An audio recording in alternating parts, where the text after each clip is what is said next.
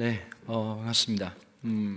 사실 요즘 어디 가면요, 저보고 이제 뭐 청소년 청년 사역자라고 설명을 하는데 은퇴했습니다. 은퇴했고 마음은 늘 은퇴인데요. 지금 보니까 이번에 이제 오신 분들 쭉 보니까 다 그 CBS 올포원 같이 하시는 분이고, 우리 권호희 목사님은 저한테는 제자 되는 친구이고요. 그리고 놀라운 사실은 김관성 목사가 저보다 한 살 어립니다. 예, 사람이 관리를 잘해야 된다는 거. 네, 오늘 설교보다 아마 또 이게 더 충격적일 수 있겠다라는 생각이 좀 들긴 하네요. 네, 제가 작년에 개척을 했습니다. 그랬더니 저보고 그러시더라고요. 아니 왜 코로나 때 이렇게 개척을 했냐. 그래서 제가 명확하게 말씀을 드리고 싶은 게요, 제가 개척을 먼저 하고 코로나가 터졌습니다. 9명으로 개척을 시작했습니다. 제가 하나님의 역사, 제가 늘 이제 그런 말 많이 듣죠. 젊은 목사란 얘기를 듣는데, 그리고 제가 목사 안수 받은 지가 만 20년이 됐습니다. 제가 이제 여러분들 통합교단이고 저는 합동교단인데요. 합동의 서평양로회 소속인데, 제가 지금 이제 서열, 목사는 가입 순서거든요. 가입 순서인데 제가 서열이 40번째입니다. 지금 37번 목사님이 지금 노회장 하시니까 조만간, 문제는 뭐냐면 제가 한 번도 노회를 제대로 참석한 적이 없어서 노회를 어떻게 하는지 몰라가지고 하여튼 계속 이렇게 피해 다니고 있습니다. 그런데요, 이렇게 저렇게 삶을 살아가고 지나가다 보면 젊은 사역자라고 하는 생각들을 늘 갖고 살아가는데, 이번에 이제 하정원 목사님하고 이제 올포원을 찍는데요. 이제 이번 주 수요일 날 오시니까, 원래 이제 저 앞에 있는 목사는 다음에 오는 목사님을 소개를 잘하는 게 그게 지혜로운 거예요. 근데 목사님이 이제 60대 중반을 넘으셨단 말이에요. 근데 이분이 우리나라에서 새로운 설교 장르를 하나 만드신 분이에요. 영화 설교라는 걸 만드셨거든요. 그리고 책을 많이 쓰셨어요. 120권을 넘게 쓰셨어요. 감리교 목사님이신데 인문학적 이해도 굉장히 깊으시고요. 그 다음에 목사답지 않게 미술에 대한 조예도 굉장히 깊으시고 음악에 대한 조예가 굉장히 깊습니다. 근데 요즘 저하고 이렇게 자주 만나가지고 이런 얘기를 하는데, 목사님 너무 제가 참 좋아하죠. 감리교 목사님이시지만. 근데 저한테 이런 얘기를 해주는 거예요. 강 목사 요즘 개척하고 유튜브로 보니까 너무 좋은 것 같더라. 근데 딱 이 말씀을 하시더라고요. 저보고. 내가 62까지는 뭔가 될 수 있었는데 62를 탁 넘어서니까 새로운 게 안 되더라. 여러분, 제가 그날 녹화 끝나고 집에 돌아오는데요, 마음속에 소용돌이처럼 계속 이는 생각이 10년 남았구나. 창의적인 목회를 할 수 있는 것이 10년 동안 정말 열심히 해야 되겠다는 생각이 들었어요. 그리고 하나님께서 개척을 하게 하면서 두 가지 마음을 주셨거든요. 첫 번째, 예배에 대한 회복. 그 다음에 또 하나가 지금까지 살아왔던 것처럼 다음 세대라고 하는 마음이 들었습니다. 상남교도 지금 이제 위드 코로나 시대가 되면서 이제 위드 지저스를 해야 되는데, 많은 분들이 아직 직장에 다니기 때문에 못 나온다라고 얘기를 하시잖아요. 그렇죠? 여러분, 그분들이 직장만 가고 다른 데를 안 다니시면 그 말이 굉장히 합리적이고 이성적이죠. 제가 알고 있기론 다 가실 겁니다. 밥 드시러 가실 거고, 놀러도 가실 거고, 쇼핑도 가실 거고. 근데 분명한 믿음이 있는 거죠. 그분들한테는 교회 오면 코로나에 걸린다라고 하는 정말 합리적인 믿음이 너무 강하게 있는 거죠. 자, 제가 말씀드리고 싶은 것 중에 한 가지가요, 그분들 아무리 한국 교회가 지금 잃어버린 세대가 lost generation이 돼버렸는데, 이분들 다시 오게 하는 게 쉽지 않습니다. 제가 볼 때는요, 그 자녀들에 대한 마음은 있으실 거거든요. 진짜 자녀들에 대한 마음을 온통 쏟아야 되는 거예요. 하나님 역사를 가만히 보면 하나님은 항상 무에서 역사를 시작하십니다. 보통 그러면 아멘 하시거든요. 근데 지금 아멘 하라는 뜻이 아니라, 아멘 하기는 참 쉬운데 그게 내 팔자라면, 내 인생이라면, 내 운명이라면 어떤 마음이 드시겠어요? 여러분, 어느 목사나 개척할 때 이런 마음이 있어요. 누가 좀 도와주나 늘 기도하고, 자꾸 그냥 꿈에서 만나기도 하고. 이렇게 남들 어떤 목사님들은 개척할 때 어떤 분들이 막 헌금을 많이 하셨다, 아니면 분리 개척을 했다, 막 이런 얘기를 듣잖아요. 물론 하나님께서 그렇게 역사하실 수도 있습니다. 근데 대부분 하나님의 역사는 무에서 유를 만드신단 말이에요. 이런 무에서 유를 만든다는 걸 몸으로 경험하는 게 굉장히 고통스럽습니다. 그럼 저는 눈 떠보니까 기독교 4대 집안에서 태어났습니다. 우리 아들은 끔찍하게도 5대지요. 거기다 저희 아버님 목사님이십니다. 저희 일가 친척 다 합치니까요 대충 목사가 30명쯤 됩니다. 참 안타깝게도 우리 집안은 장로가 굉장히 드뭅니다. 당회 구성이 쉽지가 않은 거예요. 목사만 있으면 당회 구성이 안 되거든요. 근데 제가 이제 목사 안수 받은 지 20년이 지났는데도 불구하고 우리 가족 모임에서 제가 한 번도 식사 기도를 해본 적이 없습니다. 목사님들이 죽질 않아요. 자꾸 성도님들이 좋은 걸 다 갖다 주시니까 저희 큰아버님이 이제 나이가 이제 83세고 이제 말기 암이신데 이제 드디어 한 번 가시겠구나라고 생각을 했는데 작년 연말에 충격적인 얘기를 하시더라고요. 완치가 됐다는 얘기를. 그래서 이제 작년에 저희 큰아버지가 저를 부르셨어요. 야, 밥 먹자 그러시더라고요. 밥 먹자 그러더니 식당에서 웬일로? 큰아버지 웬일이세요? 그랬더니 기도를 하래요. 왜 그러세요? 그랬더니 야, 너 가는 데마다 식사기도 안 시킨다고 쌍욕을 해가지고 내가 이거 시키고 만다 그러면서 이제 그래서 여러분 비공식적으로 식사기도는 한번 했습니다. 가족 모임은 아니었고요. 근데 여러분 우리 업계 관행상 저희 아버님도 개척교회를 3번 하셨거든요. 보통 보면 아버지 목사님들이 개척을 3번 하면 다음 목사는 잘 되는 게 우리 업계의 관행입니다. 뭐 세습을 하던 아니면 뭘 하던 용접질을 하던 뭘 하던. 근데 하나님 가끔씩 어떨 때가 있냐면 까먹을 때가 있습니다. 그렇게 하시면 안 되는데 업계의 관행을 깨시고 아버지도 개척을 하고 아들도 개척하는 초유의 사태가 벌어진 거죠. 그럼 누가 좀 도와줄 것 같잖아요, 그죠? 진짜 맨땅에 헤딩을 하게 하셨어요. 제가 부목사 생활을 한 목사님 밑에서 16년을 했습니다. 뭐 담임 목사님 눈치가 없었는지 제가 눈치가 없었는지 모르겠지만 둘 다 눈치가 없었는지 모르겠지만 16년 동안 했는데 이 교회가 원래는 분립개척을 되게 많이 하는 교회였거든요. 그런데 4번째 분립개척을 60세 되신 담임 목사님이 개척하러 나가시는 거예요. 조건이 하나였습니다. 각 목사가 같이 가면 나는 한다. 제가 또 우리는 또 이렇게 또 부산 사람이고 하고 우리 경상도 사람들은 또 의리 하나는 있지 않습니까, 여러분? 물론 이제 창원분들은 NC 쪽으로 많이 가셨겠지만 뭐 이번에 같이 망했습니다. 지난주에 제가 대전에서 부흥회가 있었는데 참 위로를 많이 해드렸습니다. 야구팀들 중에서 조류는 다 죽어야 된다. 독수리든 갈매기든 공룡도 죽었습니다. 계속 술 처먹는 이번에 저기 곰만 이겨가지고 이렇게 또 오늘 또 올라가셨더라고 보니까요. 의리가 있잖아요. 그러니까 목사님하고 같이 하기로 했습니다. 16년 동안 이제 이렇게 열심히 목사님하고 너무 좋은 목사님이시고 인격적인 목사님이시고 정말 저를 많이 사랑해 주셨습니다. 근데 참 목사님이 많이 도와줄 수 있는 상황이어야 되는데 하나님 모든 상황을 아무것도 도울 수 없는 상황으로 정말 뭐 그게 어떻게 설명할 수 없는 거 있잖아요, 그죠? 그렇게 탁 몰아가시고는 개척을 딱 시작했는데 제가 첫 번째 깨달은 게 하나 있었습니다. 개척하게 된 날 우리 식구들을 불러 모았죠. 제가 결혼이 조금 늦어가지고 첫째가 고등학교 2학년 남자애고요. 둘째가 딸인데 중학교 3학년입니다. 제 아들 녀석한테 아버지가 개척하게 됐다 아빠가. 근데 갑자기 우리 아들이 딱 이런 말을 목사 말을 끊는 건 2명밖에 없어요. 사모님하고 애들밖에 없어요. 그러니까 갑자기 우리 아들 녀석이 그러더라고요. 잠깐 이러더니 왜? 이러니까 아버지 열심히 하시라고 자기는 딴 교회 가겠다고.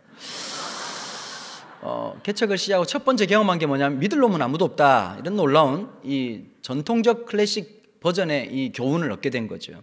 그리고 우리 제 아들하고 시작을 했습니다. 뭐 처음에는 그럴 마음은 없었고요. 정말 개척할 마음이 너무 두려웠죠. 아버지가 개척을 했기 때문에 저 개척에 대한 로망이 전혀 없는 목사였거든요. 어머니가 늘 기도하시고 16년 동안 철야하시고 늘 어머니가 울면서 아이들 도시락 싸줄 수 있는 은혜를 달라고 그렇게 기도를 많이 하셨습니다. 그랬던 터라 개척에 대한 전혀 로망이 없는 목사였는데 하나님께서 참 몰아닥칠 때 아마 여기 오늘 이 저녁에 오신 아마 상남교회 많은 성도님들이 계시겠지만 주일 저녁에 오신 분들이 하나님 나라 진성당원들이잖아요, 그죠? 그냥 이렇게 뭐 헛껍데기 당원들 아니고 하나님 나라 진짜 이렇게 죽어도 뭐 코로나 걸려도 주님 앞에 오겠다는 분들이 아마 오늘 이 밤에 오셨을 거라고 생각을 하는데 근데 여러분 한번 생각해 보세요. 우리가 그 마음으로 하나님 앞에 참 섬기고 살아가면서 인생의 고난이라는 걸 맞아들일 때 얼마나 두렵고 힘듭니까? 그래서 제가 여러분 개척이라는 생각을 안 하고 6주를 보냈습니다. 심지어 이름도 짓지 않았습니다. 집회를 갔는데 소개를 해야 되잖아요. 강은도 목사님 어느 교회라고 소개할까요? 그래서 웃으면서 동탄 아직은 이름이 없는 교회 이렇게 얘기를 했더니 많은 분들이 막 웃으시더라고요. 그런데 여러분 뭐 예배 장소도 있었던 것이 아니라 그냥 녹화하고 그냥 그 라이브 송출할 수 있는 그런 조그만한 사무실 어떤 집사님 빌려주신 사무실에서 그렇게 시작을 했는데 어쨌든 거기에서 저는 진짜 동탄 마음 카페 진짜 도움을 많이 받았거든요. 여러분, 마음 카페의 효시, 마음 카페의 시조세가 어디냐면 동탄입니다. 진짜 뭐 누구도 살아남을 수 없다는 정도로 아주 무서운 아줌마들이 그냥 막 댓글을 그냥 뭐 파고 또 파고가지고 그냥 사람을 죽이는 곳인데, 어떤 분이 강원도 목사님이 동탄에 개척했다는 소문이 있는데, 제가 여러분 인터넷 검색대가 우리나라 검사들보다 더 뛰어나다는 걸 그때 깨달았습니다. 저도 주소를 모르는데 찾아오더라고요. 그래가지고 3주 만에 한 20명이 모였어요. 9명에서. 여러분들 입장에서야 9명이나 20명이나 도찐 게 찐이라고 생각하지만, 여러분 개척교회 목사한테는 2배의 부흥이었습니다. 그리고 작년 3월 22일 날 동탄에 북광장, 남광장이 있는데요. 여러분 지금 말씀하는 동탄은 이 동탄이 아니라, 지금 한참 핫한 그런 동탄이 아니라 살짝 조금 오래되긴 했지만 그래도 뭐 신도시 중에 하나죠.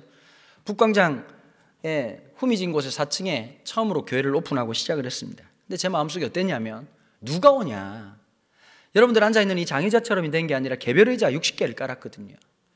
여러분 이 얘기, 요거까지 구하는 스토리만 해도 한 3박 4일 그냥 막 뭐 웃음과 눈물과 해악과 아주 그냥 드라마 한 32부작짜리 할 만큼 굉장히 재밌게 할 수 있지만, 얼굴 표정이 보니까 그닥 들을 마음은 없으신 것 같고, 누가 오겠냐. 여러분 지난 22개월 됐거든요. 22개월 동안 하나님 하신 일이 어떤 일이냐면, 믿음 없는 목사를 믿음의 삶으로 인도해 주신 거였어요. 여러분 저 청소년 집회 진짜 많이 했습니다. 청년 집회 진짜 많이 했습니다. 집회 강연 6,000번 했으니까 할 만큼 했겠죠. 그렇죠? 산전수전 공중전 다 겪었습니다. 그런데 여러분, 설교하는 거하고 살아가는 것은 전혀 다릅니다. 그러면서 22개월 동안 얼마나 마음이 쫄고 힘들었는지. 그런데 여러분, 그 60석이 차는데 4주가 채 걸리지 않았습니다. 팬데믹 상황에서도요. 여러분 22개월 동안 공사만 지금 3번째 하고 있습니다. 하나님 참 놀라운 은혜지요. 오늘 저희들 보니까 어른들 숫자를 오늘 계산을 해보니까 한 260명 정도 오셨더라고요. 오늘 정확한 보고는 우리 교육자들이 좀 이따 할 텐데, 주일학교 한 50명 넘고요. 진짜 하나님 은혜로 작년 10월 31일까지 저 혼자 있었는데 지금 부교육자가 5명입니다. 참 하나님의 놀라운 은혜지요. 여러분 근데 제가 이 마음이 들더라고요. 제가 무언가를 할 수 있었다면 자랑할 거라도 있었을 것 같습니다. 하나도 할 수 없었습니다. 무에서 유를 만드신 하나님. 여러분 다윗이 왕이 되고 하나님 백성으로 하나님의 사람으로 살아가면서 그냥 믿음이 좋았다는 하나만으로 하나님께서 만들지 않습니다. 믿음은 은혜 받고 좋았다. 여러분 그렇잖아요. 오늘 너무 감동적이었어요. 오늘 너무 은혜가 됐어요. 너무 좋은 집회였어요. 이런 걸로 신앙생활 할 것 같으면 아마 우리는 더 이상 살 필요가 없겠죠. 집회용 신앙이 있지만 일상용 신앙이 있다는 걸 먼저 기억하셔야 됩니다. 오늘 이 시편은 이런 부제가 붙어 있죠. 특별히 이제 다윗의 시라고 얘기를 할 때 시편의 노래가 150개거든요. 150개 중에서 꽤 많은 숫자의 시가 다윗의 시입니다. 근데 이제 히브리어로 다윗의 시라고 하면 르 데이빗 이렇게 한단 말이에요. 르라고 하는 전치사가 3가지 정도로 해석이 되는데 오늘 2가지만 말씀을 드릴게요. from으로 해석이 될 수가 있어요. 이게 무슨 뜻이냐? 다윗의 직업 중에 여러 가지가 있었어요. 양치기도 있었고, 그 다음에 이제 군인이기도 했고, 왕이기도 했죠. 하나 잘 모르는 게 있더라고요. 인디밴드 원조였습니다, 이분이. 그러니까 이번에 이제 우리 연초에 Sing Again 하면서 이승윤이라는 가수가 1등 했던 거 기억나십니까? 물론 여러분들의 말씀과 기도로 사느라 세속적인 것을 전혀 보지 않으시고 오직 십자가만 바라보시느라고 무슨 말인지 못 알아들으시겠지만, 이 친구가 1등에 아주 1억을 받았습니다. 그런데 한간에 어떤 얘기가 있었냐면 이승윤의 아버지 때문이었습니다. 목사들의 목사라고 하는 별명이 붙어있는 이재철 목사님의 아들이었습니다. 주님의 교회 담임 목사이기도 하셨고, 그 다음에 100주년 기념교회 담임을 하시다가 이제 원로가 되신 어르신이시죠. 근데 이재철 목사님이 부산 출신이신데 이분이 완벽주의자예요.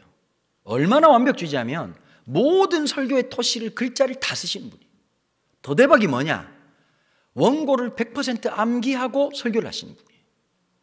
부산 사람임에도 불구하고 스스로가 표준말을 쓰고 있다는 깊은 착각이 계신 분인데, 이분이 생각할 때 표준말은 천천히 말하면 다 표준말인 줄 아시더라고요. 하나님께서 우리 인생을 통하여 이러면 표준말인 줄 알더라고 보니까. 또 안타까운 분 한 분 더 계시죠? 이찬수 형님이 계십니다. 이 형님 본인은 표준말 쓰신 줄 아시더라고요. 누가 봐도 대구 사람입니다. 여러분 그런데 어쨌든 이분이 얼마나 완벽하신지 그 밑에 부교육자로 있으면요, 구역을 맡으면 구역 식구 이름 암송해서 쓰는 시험을 분기마다 지시는 분이었습니다. 그러니까 여러분, 우리 업계에서는 악명이 자자한 분이었습니다. 성도들에게는 사랑이 많은 목사, 우리한테는 이 갈리기 하는 목사. 근데 이 목사님 그 정도로 완벽주의자인데 충격이 뭐냐? 그분한테서 그런 아들이 나올 줄은 아무도 생각을 못한 겁니다. 근데 참 믿음 좋은 권사님들은 포장을 잘 하시더라고요. 야, 목사님이 그렇게 기도하시더니 아들이 저렇게 음악성이 뛰어나구나. 남의 아들 얘기할 때는 그렇게 말할 수 있습니다. 여러분, 제가 오늘 새벽에 5시에 잠이 들었습니다. 아들이 고등학교 2학년이라 그랬잖아요. 설교 준비 끝나고 난 다음에 집에 들어오니까 새벽 2시였습니다. 2시인데 집에 오면 2시면 생각하는 상황이 어떨까? 불이 다 꺼지고 좀 이렇게 조용해야 되잖아요. 대낮같이 밝았습니다. 아빠가 왔는데 아무도 나와보지 않았습니다. 그리고 전부 다 어디서 소리는 들리는데, 그 내가 야, 아버지가 왔는데 아무도 안 오냐? 그랬더니 갑자기 저기서 어디서 이상한 목소리로 오셨어요? 사람은 안 나타나고 목소리만 들리는 겁니다. 고등학교 2학년 아들 녀석이 게임을 하고 있더라고요. 참 마음에 순간 화가 났지만 내가 좀 있으면 설교를 해야 된다는 부담감 때문에 참고 떠참았습니다. 그리고 안 보는 게 정말 좋은 방법이다 생각을 하고 방에서 안 나오려고 했는데 아내가 얘기를 하더라고요. 신원아, 빨리 좀 자라. 그랬는데 갑자기 이 녀석이 내가 알아서 한다고 라고 하는 말에 갑자기 저는 원심분리기에서 영혼과 정신이 분리가 되면서 좀 죄송한데 일본말을 쓰겠습니다. 야마가 돌았습니다. 그래서 갑자기 아들 녀석에게 빨리 자는 게 좋을 거다라고 마지막 경고를 했는데 갑자기 예? 이러더니 다시 제가 2시 반쯤 나왔는데 그제서도 게임을 하고 있는 겁니다. 그래서 제가 그만해라. 근데 갑자기 이 녀석이 제가 고등학교 1학년 때 마지막 싸움을 했거든요. 그때 그놈의 눈빛을 아들을 통해서 보게 됐습니다. 그래서 제가 갑자기 왠지 낯설지 않은 느낌이다 라고 하면서 요즘 제가 출애굽기 레위기를 묵상하고 있거든요. 드디어 오늘이 번제단이 올린 날이겠구나 라는 생각을 하게 됐고, 저도 모르게 얼마나 소리를 질러댔는지. 야, 참 아들놈, 사실 여러분 제 아들 녀석이 특목고를 다니거든요. 특목고 다니는데 공부를 포기했습니다. 분명히 특목고를 갔는데 내가 가라는 것도 아니고 지가 갔어요. 여러분, 스카이캐슬 찍는 동탄국제고등학교 다닙니다. 동탄국제고등학교에 가서 김밥에 김 깔리듯이 바닥을 헤매고 있습니다. 얘는 학교에 기타를 2대를 버스킹을 해요. 한 반에 20명인데 18명이 여학생이에요. 얘는 아주 그냥 영혼이 꽃밭에 있는 겁니다. 여러분, 남의 애니까 웃음이 나오시죠? 원래 3인칭 관찰자 시점은 참 행복한 겁니다. 그걸 옆에서 보고 있으면 이건 종말이 와야 될 것 같고 갈라디아 2장 20절을 실천해야 되겠다, 십자가에 못 박아야 되겠다, 이런 생각이 자꾸 듭니다. 이게 참 어렵더라고요. 그럼 만약에 그런 아들이, 그럼 오늘 어떤 집사님이 그러더라고요. 목사님, 그냥 게임하게 냅두세요. 고등학교 2학년이에요. 집사님 애가 몇 살이에요? 30살이에요. 30살 뭐 하냐니까 지금도 게임해요, 이렇게 얘기해요. 와 여러분 생각해 보세요. 이재철 목사님이 왜 그렇게 기도 열심히 했는지 알 것 같더라고. 이승윤이가 보면 알겠지만 말 더럽게 안 듣게 생겼지 않습니까? 35살이 되도록 뒷방에서 기타 치고 있는 아들을 보면서 여러분, 이재철 목사님은 성자가 될 수밖에 없습니다. 여러분, 성자는 선택적 삶이 아니라 필연적 삶입니다.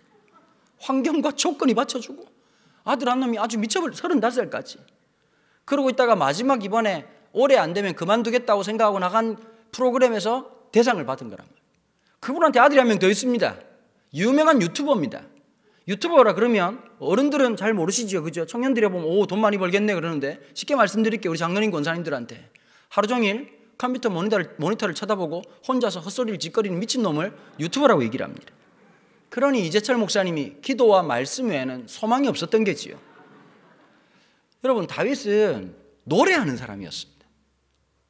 여러분, 보통 그런 얘기 하잖아요. 음악을 하는 사람이 내 사위가 된다. 어떠실 것 같습니까? 내 딸의 사위가 된다.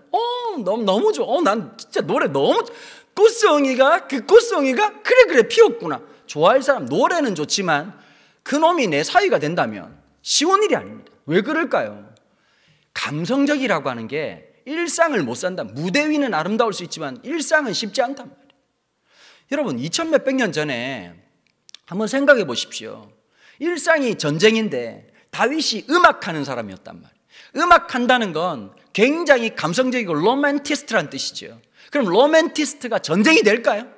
감성이 풍부한 사람이 저놈을 죽여라! 그런데 갑자기 자도 엄마가 있겠지? 여러분 이게 무슨 전쟁이 되겠냐? 장으로 찔러라! 찌르면 아플 텐데. 여러분 이거는 쓸모가 없는 사람과 똑같단 말이에요. 다윗의 시라고 말할 때 그래서 여러분 다윗은 원래 음악가였습니다. 그래서 프롬으로 해석하는 건 뭐냐? 구전대진 노래를 집대성했다 할 때 르 데이빗을 해석합니다. 그러면 다윗이 직접 지었을 때는 영어로 말하면 of로 해석이 되거든요. of David.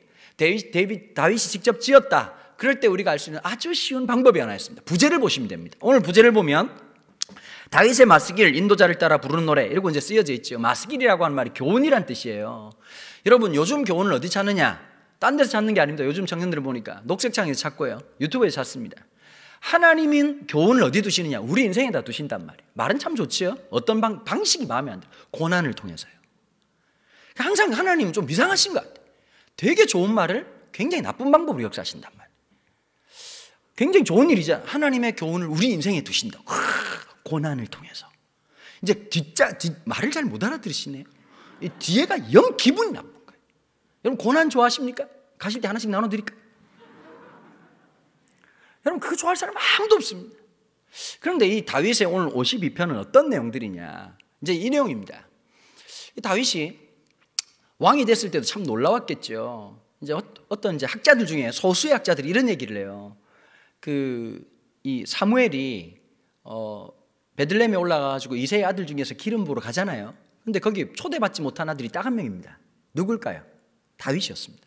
8명의 아들 중에서 혼자 오지 못했습니다. 그래서 이제 보통 이제 그 서자라고 이렇게 말하는 분들이 계세요. 왜냐하면 이제 나중에 보면 다윗의 위에 있는 형들이 다윗이 이 도망자 생활을 시작하고 나중에 초기 국가 이제 13년이 지나고 유다 왕이 되고 난 다음에 국가를 세울 때 이름을 잘 보면 형제들이 아무도 안 나와요. 전부 다 누이들의 매형이 나와요. 그래서 아마 서자였을 거다. 이건 아마 추측이죠. 근데 뭐 그게 중요한 게 아니라 누구도 생각하지 못했던 아들 다윗에게 기름을 부었단 말이에요. 그리고 인생 꼬인 이야기가 사무엘상이거든요. 그러니까 보통 여러분 어른들은 이런 얘기를 해요. 하나님은 준비된 사람을 쓴다. 공부 열심히 해라. 제가 볼 때 이거 맞는 말인데 클래식입니다.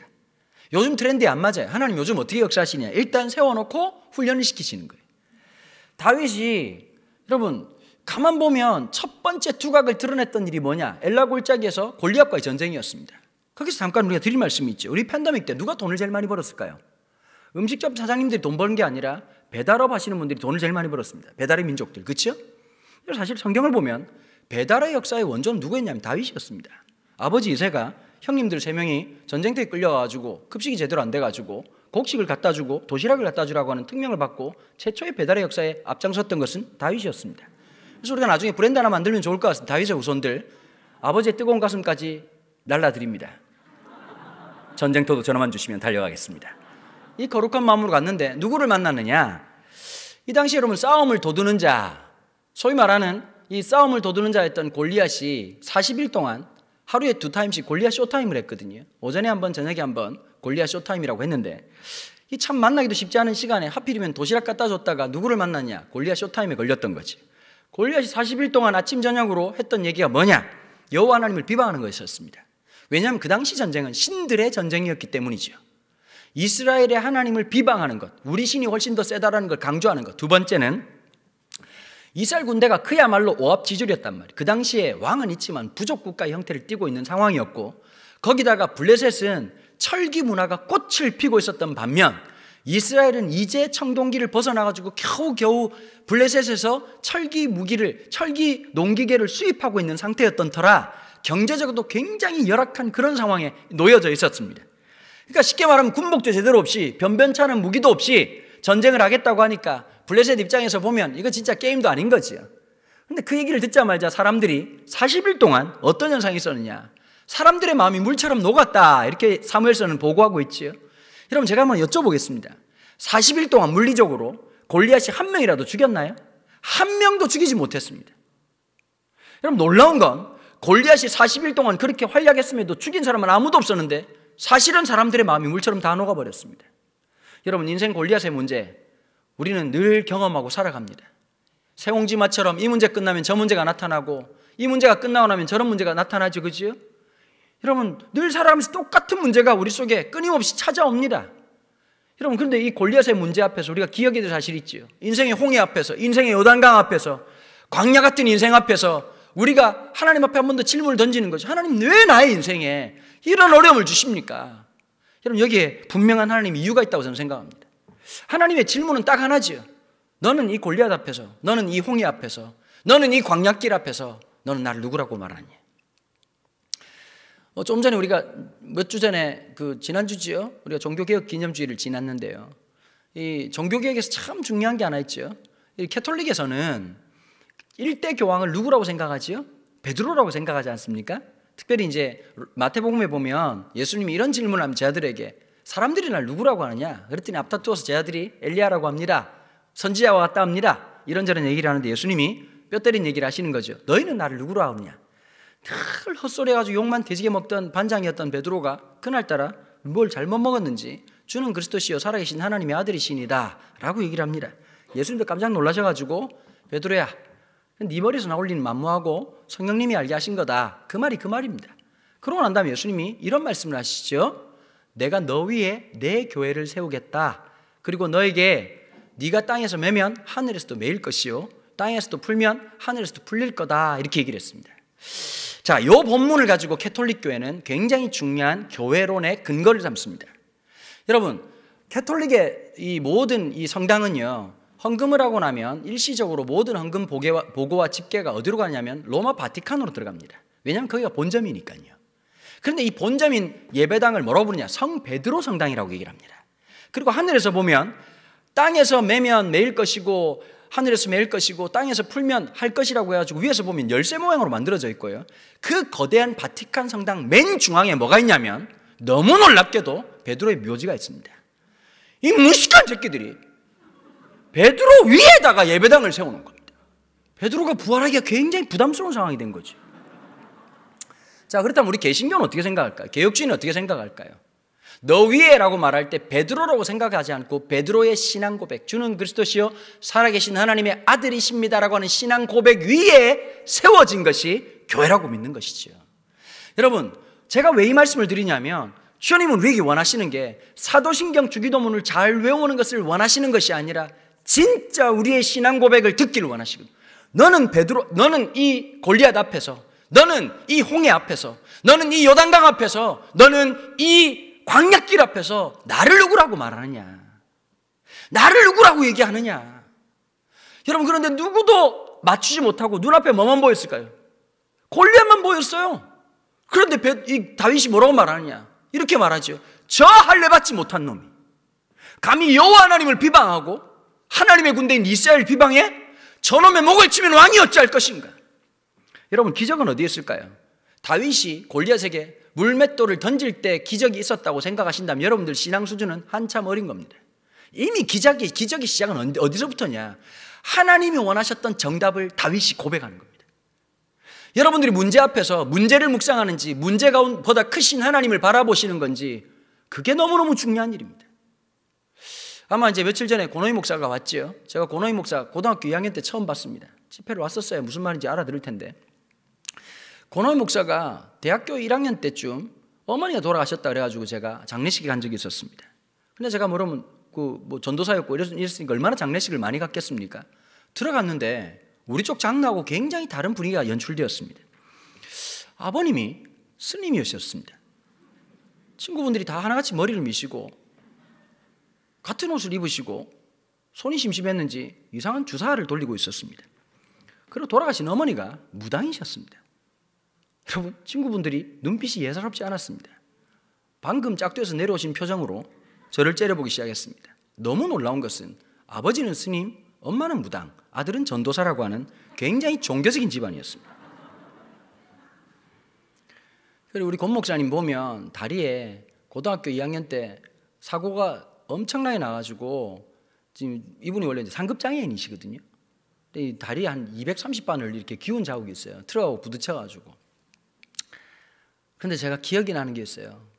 고등학교 3학년 때 집회에 왔는데 한 친구가 너무 밝은 표정으로 다리를 절뚝하면서 와가지고 집회에 참석하는데 너무 이뻐 보이는 거예요.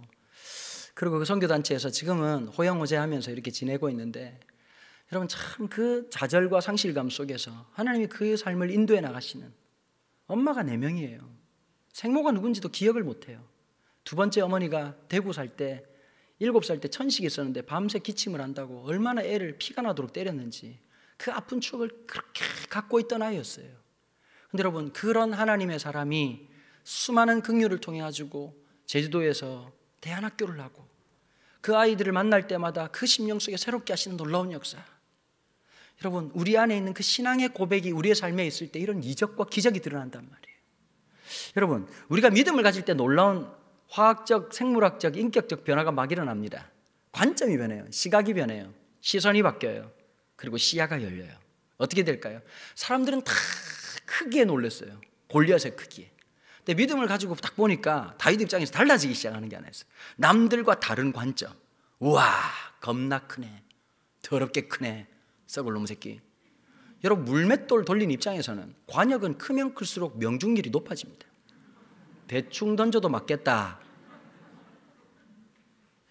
여러분 다윗을 물리치고 난 다음에 골리앗을 물리치고 난 다음에 전설 같은 얘기가 있죠. 골리앗이 죽으면서 남겼던 위대한 말이 있답니다. 죽으면서 뭐라고 말했냐. 골리앗 다윗에게 나 뒤에 나랑 똑같은 놈 3만 명 있다 이러고 죽었다는 얘기가 있죠. 그 다음부터 고난이 하나 찾아왔는데 그게 뭐였냐면 사울이 자기를 죽이려고 하는 거예요. 여러분 이 사실을 왕답지 못한 거죠. 참 요즘 보니까 이제 올해 지금부터 시작해가지고 내년 3월달까지 참 재밌을 겁니다. 대한민국이 정치 얘기 볼 때마다 다 나라를 구하겠다고 많은 분들이 나오셨는데 그분들만 없으면 나라를 구할 수 있습니다. 참 신기하고 재미난 일이 참 많은데요. 스스로가 자기를 자랑하고 자기가 뭔가 될 것 같다라는 생각을 하잖아요. 난 너무 웃긴 게 그런 거예요. 5년 안에 여러분 모든 교육 시스템을 바꾸겠답니다. 5년 만에 말입니다. 5년 만에 대한민국을 행복하게 만들겠답니다. 브라보. 하여튼 사기쳐야 정치인도 되고 뭐도 되고 하나 봅니다. 여러분 여당이나 야당이나 그 나물에 그 밥 같은 참 마음속에 참 씁쓸함이 우리 모두 다 이게 다 있는 거예요. 보면 다 내로남불이고 위에서는 싸우고 있지만 국회 식당 가면 다 형님 동생하고 끌어안고 밥 먹고 하시는 분들 아니십니까? 참 답답할 노릇이지 어떻게 보면. 여러분 왕이 왕답고 좀 진짜 지도자가 지도자다운 모습이 좀 있으면 얼마나 좋겠어요. 여러분 생각해 보세요. 나라의 운명이 걸려있는 이 전쟁에 15살짜리 중딩을 국가대표로 내보내고 나라의 운명을 맡겼다니 그게 왕입니까? 적어도 사울이 왕다우면 이렇게 돼야 진짜 제대로 되는 거예요. 한번 연기 한번 해보겠습니다. 칼을 가져와라. 저는 아니되옵니다. 저놈은 너무 칼을 가져오라 했다. 내가 이스라엘의 왕이니라. 그리고 다 칼을 들고 있다가 옆에 있는 신하들이 막 울고 있으면 가기 전에 시원한 아이스 아메리카노 한 잔 마시고 싶구나. 그리고 하늘 한번 딱 쳐다보고 날씨가 참 좋네. 가자! 이러고 싸워야지. 여러분 중딩이 누구도 전쟁에 안 나오려 그러니까 자기 딸을 사은품으로 걸어놓고 없냐? 아무도 없냐? 나라의 절반 내가 케이크보다 더 많이 잘라줄게. 아무도 안 나오는 거야. 근데 아무 상태 안 좋은 15살짜리 똥인지 된장인지 오줌인지 분간 못하는 배달부가 내가 할 수 있다요. 만군의 여호와가 함께하기 때문이죠. 할렐루야. 이러고 있는데 갑자기 그놈한테 옷을 입혀가지고 화이팅! 이래가지고 할 수 있다! 할 수 있다! 하시니라! 그럼 보내놔놓고 군대 장관에게 이러면 성경책에는 가끔씩 설교 끝나고 난 다음에 저보고 그 성경책은 어디 파냐고 물어보는 분들이 있는데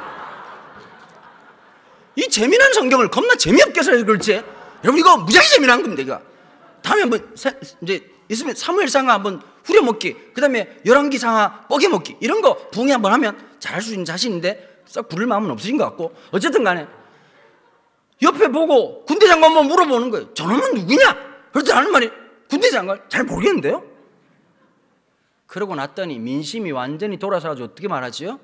사울이 죽인 자는 천천히요 다윗이 죽인 자는 만만이다. 이 얘기가 딱 있으면서 갑자기 이 골리앗의 영이 누구한테로 딱 가버리는 거예요? 사울한테 가버린 거예요. 다윗을 죽이려고 하는 거죠. 첫 번째 어떤 걸 했냐? 메랍이란 딸을 상품으로 내걸었지요. 아마 메랍이 지금으로 치자면 아유 같은 딸이었나 봅니다. 엄청 아유 잘 모르세요? 그럼 누굴 얘기해야 되나? 그 세대가 안 맞네요. 하여튼 무진장 이쁜 여자 딸을 주려고 했는데 사울이 싫은 거예요. 그걸 밑장을 뽑습니다. 전쟁터에서 돌아오기 직전에 메랍을 딴 놈한테 시집 보내버리는 거예요. 그러고 하는 말이 뭐라고 말하냐? 어떻게 하면 좋냐? 우리 딸이 이틀 전에 결혼을 했네. 근데 참 운명이라는 게 희한하죠. 그날 뭐 다윗이 제가 무슨 제주제에 무슨 로얄 패밀리가 되겠습니까? 그런데 그 집에 또 딸이 하나 있었는데 미갈이랑 눈이 맞아 싸움을 타요. 이 싸움이 뭐냐면 그 나중에 공부하세요. 네, 그냥 시간이 없어요. 싸움을 타고 있는 다윗을 이용해 먹어요. 뭐라고 말하냐? 신하들한테.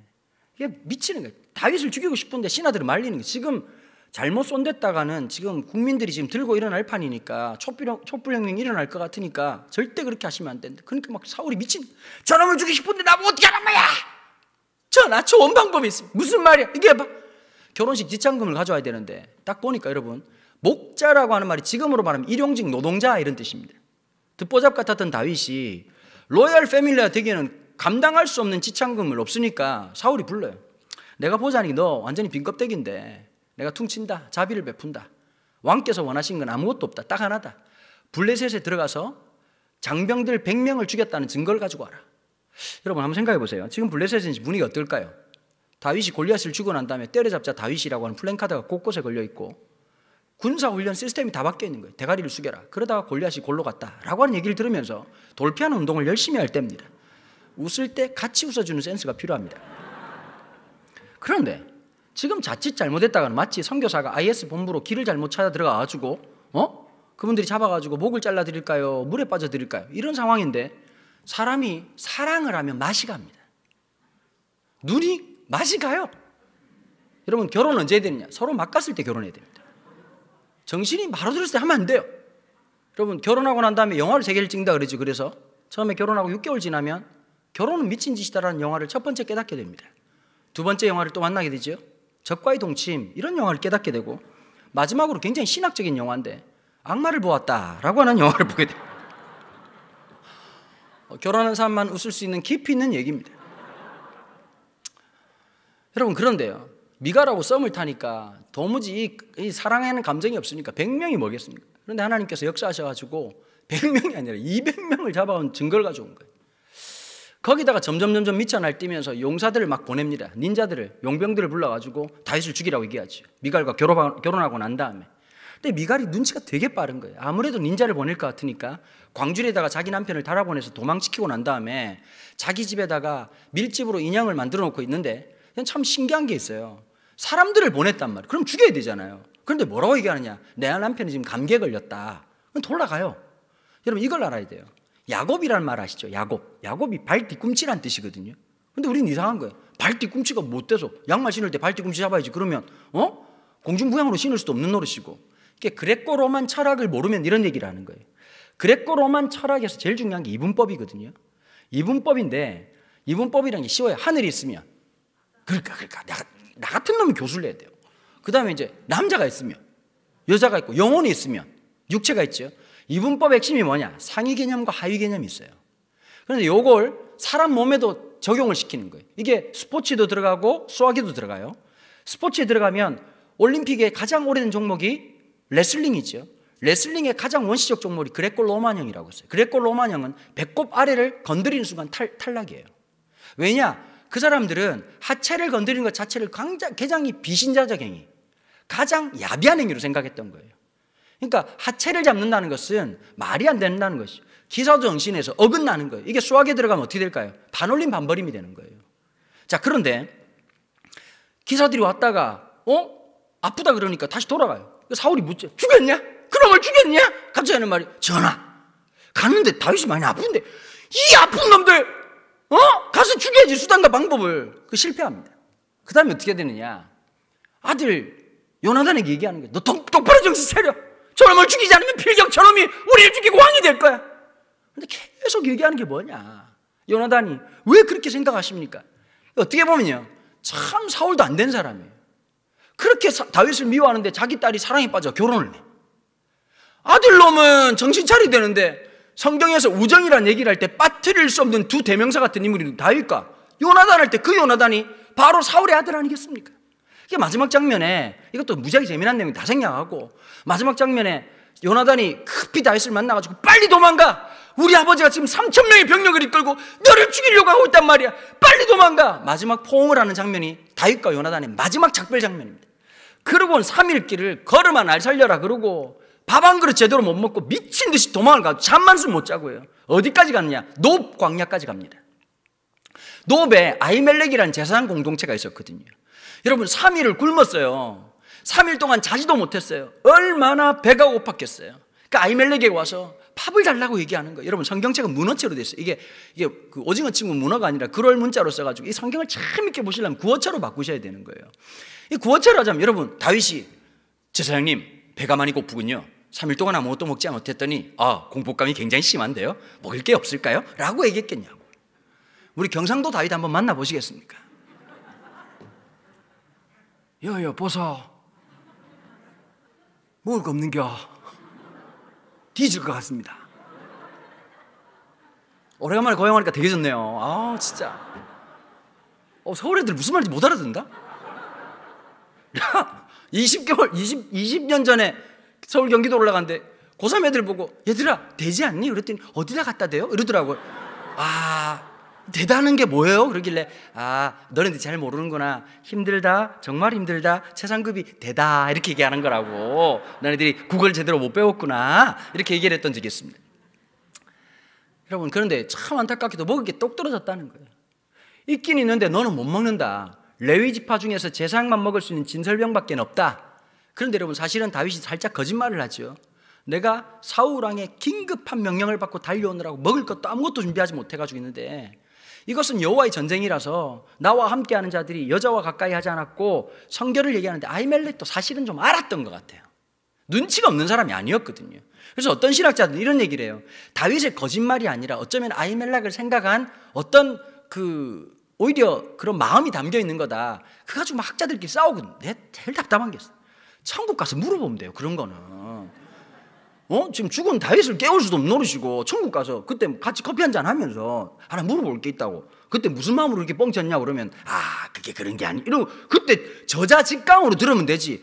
그걸 무슨 논문을 쓰고 앉아가지고 그걸 박사학위를 주고 또 세 줄이나 또 이렇게 막 줄쳐가지고 금이줄처럼 아주 그냥 그게 무슨 의미가 있는지 모르겠어. 여기까지 하고 그런데 이제 준단 말이에요. 여러분 진설병이 맛이 겁나 없어요. 이게 어떤 느낌이냐? 제가 느낌 그대로 한번 여러분 이 백설기 있잖아요. 백설기를 깜빡 잊고 한 이틀 정도 상온에 두고 있는데 너무 배가 고파가지고 잠결에 나와가지고 씹어 먹었을 때 그 실패감. 먹었는데 모래알이 따로 뒹굴 것 같은 모습. 이런 느낌 있죠. 그 맛이에요. 배 부를 때야 그게 더럽게 맛이 없는데 여러분 배고프면 다 맛있습니다. 여러분 배고프면 뭐든지 맛있어요. 그래 막 처먹처먹 먹으면서 정말 안타깝다 이런 게 있어요. 보면 너무 불안한 거예요. 이걸 먹었다고 해서 내 인생이 행복한 게 아니라 지금 어디로 가야 될지 무엇을 향해 가야 될지 너무 암담할 때가 있단 말이에요. 지금 이번에 지금 청년들이 그렇고 청소년들이 그렇단 말이에요. 어른들은 그런 거예요. 그냥 공부 열심히 하고 어른들은 똑같은 말 하거든. 좋은 세상 만나가지고 이불로 다 쳐입고 묵고 싶은 거 다 묵고 네 방이 없나 네 책이 없나 돈을 벌어오래 공부만 좀 해. 어릴 때는 잘자도 똘대가 같은 새끼 저기 실똑바랑 차리고 제비 닮아가지고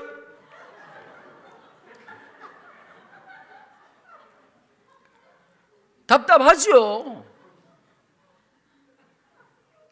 저도 진짜 우리 아들 볼 때마다 여러분 진짜 전 전국에 있는 전 세계에 있는 청소년들 다 사랑합니다. 2명 빼고 그 2명이 우리 집에 삽니다. 주님 옷이 없어서 내가 어디가 청소년 사랑하라고 그렇게 얘기했는데 여러분 우리끼리 따로 모임을 한번 합시다. 환난당한 부모의 마음 언젠간 주님 오시겠지. 사춘기 그 끝지점은 어디쯤인가 100분 토론 한번 했으면 좋겠습니다. 쉽지 않단 말이에요. 참 힘들고 어려운 인생 이게 끝나지 않을 것 같아요. 애들도 마찬가지인 거예요. 옛날처럼 명문대학 들어가면 모든 게 해결되는 세상이 아니란 말이에요. 옛날처럼 이번에 제가 깜짝 놀란 리포트를 하나 받았습니다. 미국의 20대들의 통계가 하나 있습니다. 이 사람들 평생에 직장을 몇 번 바꾸느냐 평균입니다. 평균 27번 바꾼답니다. 직종, 커리어 체인지를 몇 번 하냐? 7번 한답니다. 세상이 완전히 바뀐 거예요. 우리한테 한 길이라는 게 없는 거예요, 보니까. 너무 답답한 게 이 팬데믹이 지나고 난 다음에 이게 길이다 라고 말할 사람이 아무도 없어. 나 TV 보다가 제일 열받을 때가 언제인지 아세요? 포스트 코로나 시대 우리의 대안은 무엇인가? 그러면 학자들이 얘기를 해. 나 묻고 싶어. 살아봤냐? 자기도 살아보지 못한 인생을 이게 길이라고 얘기하는 거예요. 여러분, 만약에 파리로 여행을 갔어요. 가이드가 그날따라 좀 이상한 것 같아요. 이 가이드가 보니까 우물쩡저물쩡하고 막 당황스러운 눈빛이 있는 거예요. 아니 왜 이러시는 거예요? 그랬더니 저도 사실 처음이에요. 이러면 무슨 가이드겠냐고.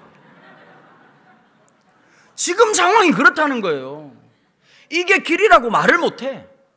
여러분, 작년에 Sing Again, Begin Again이라고 하는 버스킹 프로그램이 있었어요. 음악하는 애들 입장에서는 저 자리 한번 가보는 게 꿈의 자리잖아요. 진짜 꿈의 자리잖아요. 근데 마지막 전주편에서 엔딩곡으로 G.O.D의 길이라는 노래가 있어요. 그 G.O.D의 길이라는 노래의 마지막 가사가 이 길의 끝에 내 꿈은 이루어질까? 이런 내용이 있거든요. 그런데 그 노래를 부르다가 한 유명한 가수가 눈물이 빵 터진 거예요. 내가 그 자리 가면 안정감이 있을 줄 알았는데. 여러분, 솔직히 그렇지 않던가요? 20살이 되면 나는 진짜 어른이 될 줄 알았어요. 30이 됐는데 결혼도 안 되고 아무것도 안 돼가지고 찬송가 아무리 뒤적거려도 위로될 말이 없더라고. 찬송가에 유일한 노래 우리 광석이 형님이 30쯤에 수백 번 수천 번 불렀던 또 하루 저물어 간다.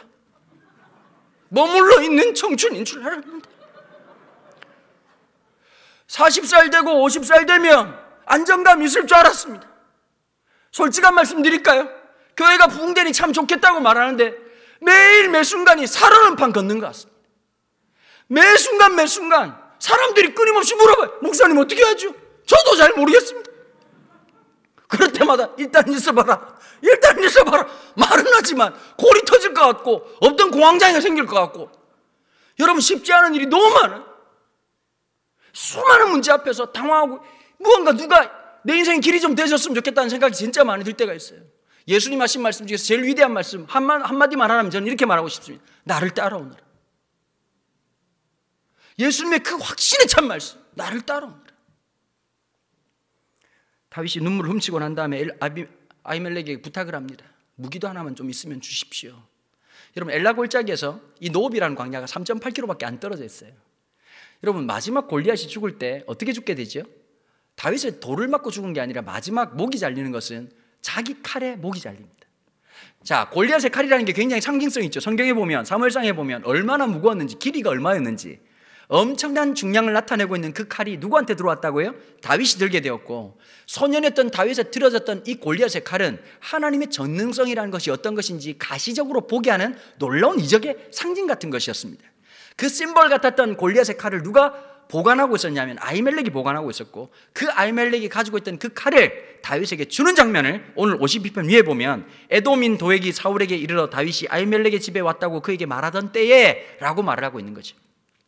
여러분, 에돔이라고 하는 말은 에서의 별명입니다. 에서의 후손들을 에돔이라고 얘기하거든요. 근데 여러분, 원래 에서 입장에서 보면 원래 장자였는데 동생이 구라치고 밑장 뽑아가지고 장자의 권한을 빼앗겼잖아요. 그 에돔 사람들의 독특한 민족성이 있어요. 어떤 거냐? 분노와 적개심이 강해요. 여러분, 우리 한국 사람들은 참 희한하게도 일본에 대한 학습된 분노가 깊은 민족입니다. 그러니까 이 아베가 보면 똑똑한 듯 멍청해요. 우리를 몰라요. 지난번에 우리는 여러분 지금 가만히 있으면 좌우로 나눠져 있고 남북으로 나눠져 있고 여당이다 야당이라 나눠져 가지고 안 그래도 좀 힘든 판인데, 가끔씩 아베가 우리를 하나 되게 한 놀라운 이적을 행하는 거예요. 야마 돌게 됐으네 이렇게 해가지고 정말 우리 하나 되게 만들잖아요. 아베가 한 일이 많습니다. 여러분, 일본의 코미디언들 다 은퇴해야 됩니다. 아베보다도 못 웃겨요. 여러분, 세상에 마스크로 웃기는 위대한 정치인이었습니다. 콧구멍과 입구멍 사이 사이즈로 웃기는 위대한 분이었습니다. 그러고 뭐라고 말하냐? 여러분 지금 사실 일본이 지금 진짜 위기 속에 경제 위기가 있거든요. 근데 한국이 워낙 기술이 앞서가니까 반도체 제작할 수 있는 원천 기술 재료를 제공하지 않겠다는 거예요. 여러분, 우리는 어떤 민족? 비전과 꿈이 필요한 민족이 아니라 일단 열을 받아야 돼요. 열 받으면 우리는 못할 게 없는 민족. 이야, 편의점 사장님들이 우리가 독립운동은 못해도 일본 놈 맥주는 팔지 않겠다 반대운동을 했어요. 여러분, 1년 만에요. 진짜 편의점 가보시면 알겠지만 일본 맥주 많이 있었잖아요. 저는 합동측이라서 저는 여러분 생긴 거하고 다르게 저 나시린입니다. 술 담배를 입에 대본 적이 없는. 문제는 믿어주지 않는다는 건데. 여러분 저 진짜 나신, 여러분 전 진짜 거룩한 놈입니다.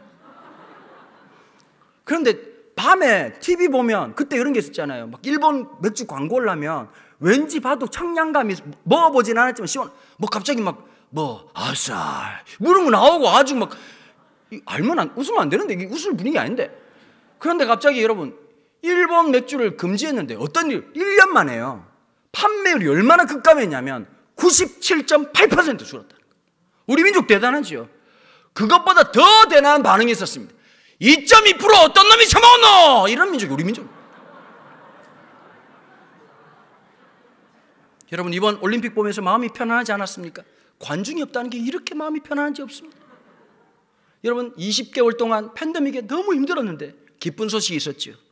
일본이 올림픽 끝나고 난 다음에 부채가 42조라는 아주 복된 소식을 눈 듣게 되었습니다.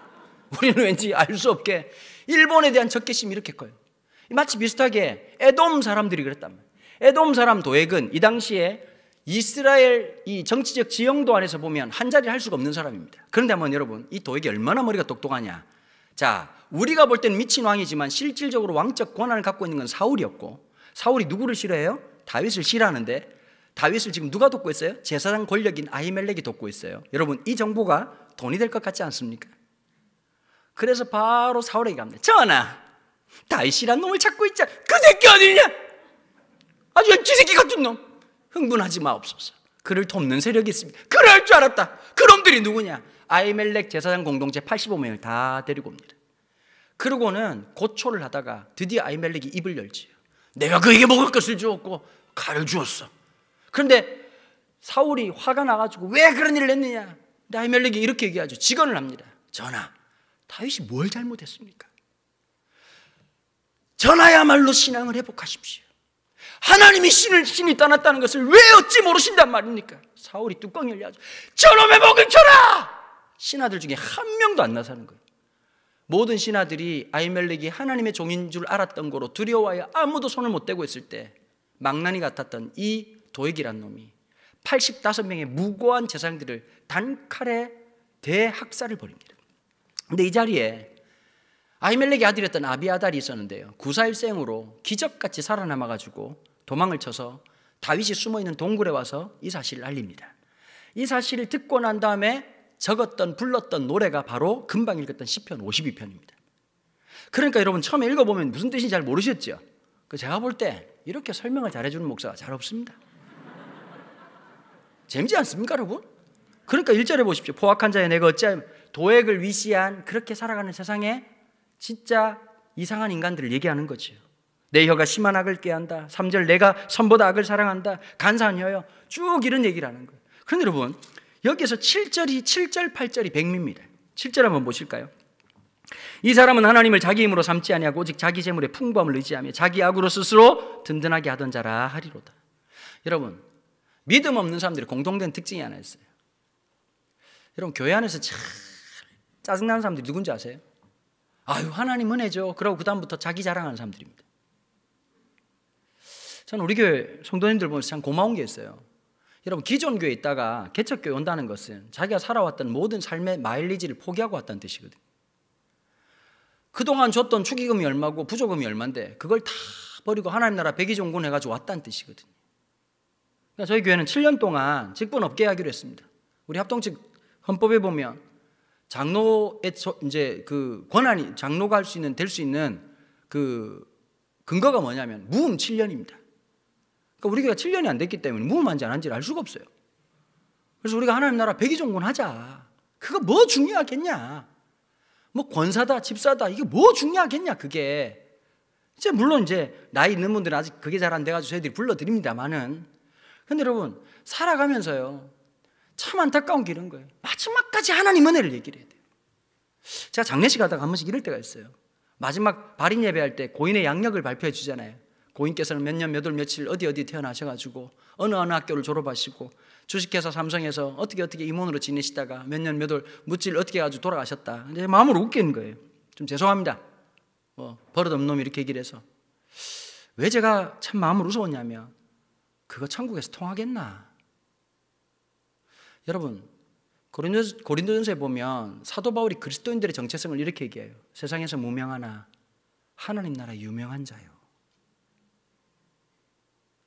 이 땅에서는 무명하나 하나님 나라의 유명한 자요.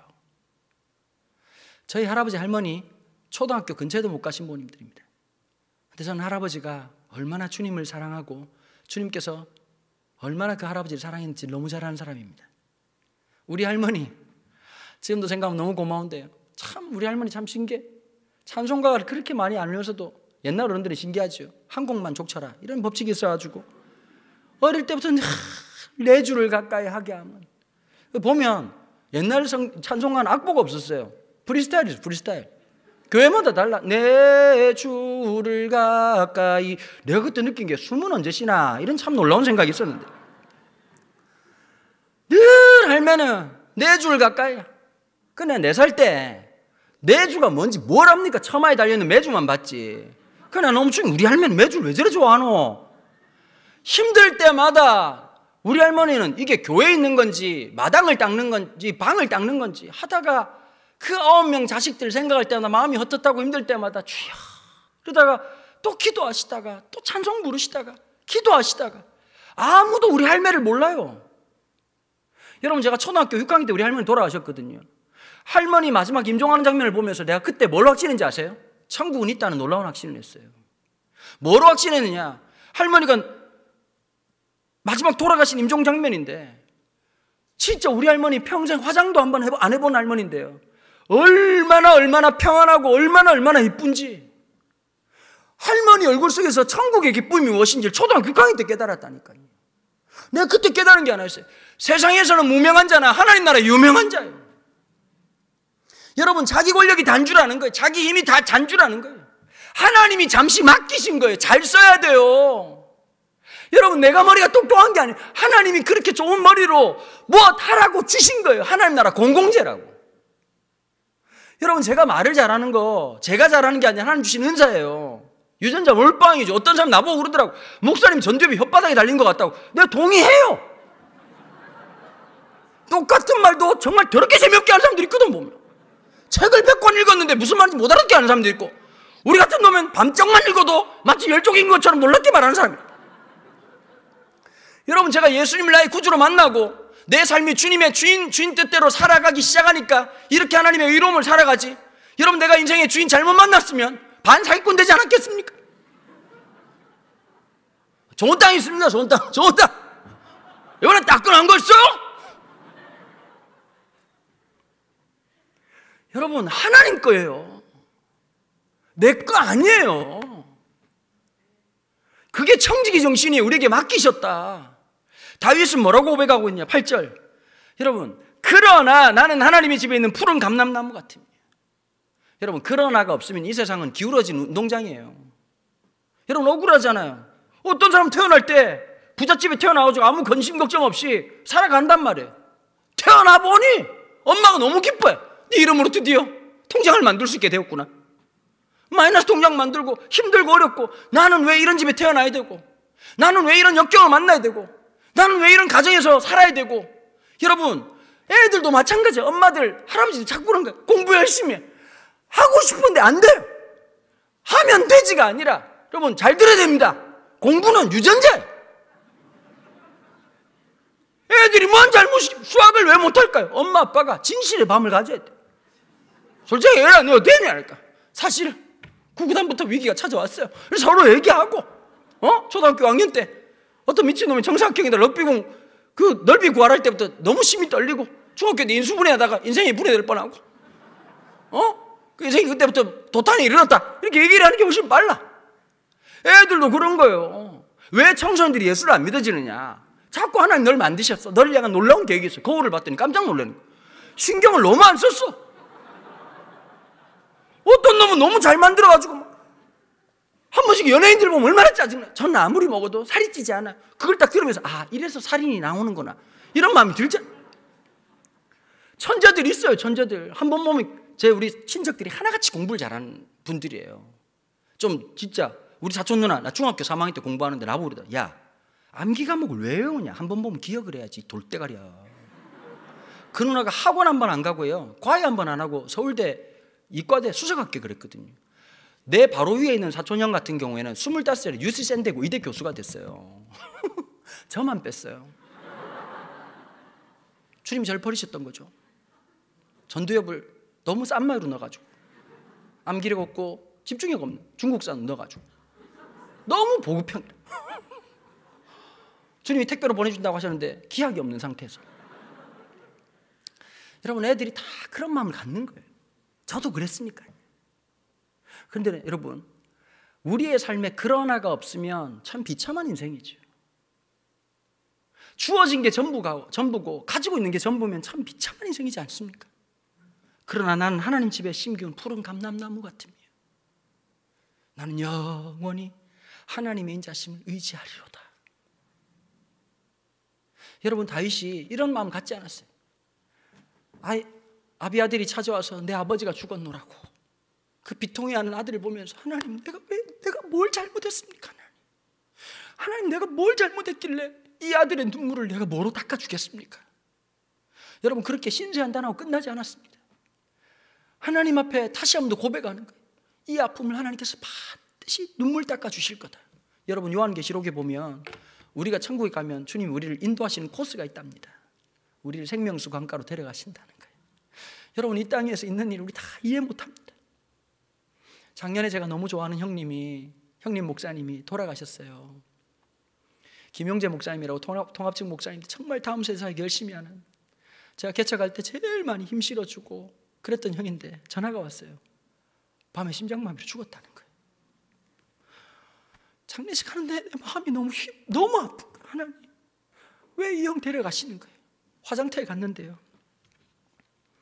화장터에서 예배를 드리는데 그 집에 아들, 딸 둘이 있는데 아들 녀석이 화장하고 있는데 목사님이 설교하고 있는데 애가 너무 푹 빠지니까 소리를 지르는데 마음이 무너질 것 같은 거예요. 돌아오는 내내 그 형이 귀에 쟁쟁하는 거예요. 너 버티는 게 영성이야. 잘하고 있어. 힘든데 잘 버티고 있어. 그 얘기가 작년 나 하나님한테 물어보고 싶어. 왜 데려갔는지, 그렇게 착한 사람을 왜 그렇게 데려가는지. 나쁜 놈들은 죽지도 않아요. 착한 사람 다 데려가. 여러분, 살면 사람 앞에 꼭 물어보고 싶은 거 있으시죠? 우리 권사님도 있으시죠? 우리를 천국 가서 생명수 강가 들어가서 우리의 눈물을 닦아주신다는 거예요. 주님 우리를 설명하시는 그날까지. 우린 지금 이해 안 되지만 하나님 인도하실 그날. 다윗도 마찬가지인 거예요. 따지자. Why me? 이게 중요한 게 아니에요. 내가 하나님 붙잡아야 될 하나님 앞에 왜 why me라고 묻는 것이 아니라 나는 그 하나님의 인자심을 영원히 의지하리로다. 이러면서 13년 동안의 이 도피 생활의 시작을 알리는 놀라운 서막이 바로 시편 52편입니다. 사랑하는 성도 여러분, 팬데믹 끝나고 교회에서 처음으로 4명의 강사를 이렇게 불러가지고 찰떡궁예라고 하는 걸 한다고 들었습니다. 여러분, 우리 다시 시작합시다. 내가 다시 영원히 의지하리로다. 여러분, 신앙은 안정감이 있을 때 제일 위험한 겁니다. 여러분, 모든 것이 편해질 때 제일 위험한 겁니다. 이 위기를 통해서 다시 한번 더 우리의 신앙이 순결하게 되고 정결하게 되고 새롭게 되고 다시 불타오르는 놀라운 역사가 우리 모두에게 있기를 주님의 이름으로 축원합니다. 기도하겠습니다. 하나님 아버지, 감사합니다. 이 저녁 우리와 함께 하신 주님을 찬양합니다. 다윗의 인생 속에서 우리의 삶을 만나고 다윗의 눈물에서 우리의 눈물을 만납니다. 그리고 다윗의 인생에 있던 그 하나님이 오늘 나의 하나님이심을 인하여 감사하고 찬양합니다. 하나님, 이 다윗의 노래가 우리의 노래 되게 하여 주옵소서. 그러나 나는 하나님의 집에 심기운 푸른 감람나무 같으며 여호와 인자심을 영원히 의지하리로다. 이 말씀이 우리의 노래, 우리의 고백, 우리의 기도 되게 하여 주시옵소서.